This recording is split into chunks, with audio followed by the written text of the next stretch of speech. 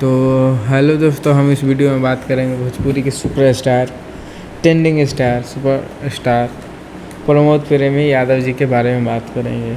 इनका new project आने वाला है जो कि प्रमोद प्रेमी एंटरटेनमेंट चैनल से आएगा, जो कि लोकगीत होने जा रहा है, ब्लास्ट लोकगीत। और इसमें 16 सॉन्ग है, सिर्फ प्रमोद प्रेमी यादव गाए हैं। और यह गाना के नाम है कमर के कमाई गाना के नाम है।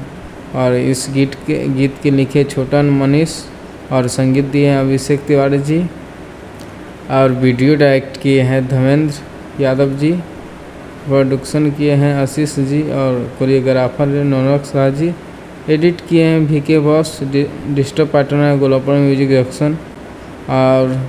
और यह गाना सुबह 7 तारीख की सुबह 6:15 पर रीच किया जाएगा प्रमोद प्रेमी एंटरटेनमेंट चैनल से, जो कि गाना का नाम है कमर के कमाई। और यह गीत के लिखे हैं छोटन मनीष और संगीत दिए हैं अभिषेक तिवारी जी। तो दोस्तों, वीडियो पसंद आया होगा तो वीडियो को लाइक कर दीजिएगा, चैनल पर नया हो तो चैनल को सब्सक्राइब कर दीजिएगा, ताकि भोजपुरी का हर अपडेट आप तक पहुंच सके। जय हिंद, जय भोजपुरी। धन्यवाद दोस्तों।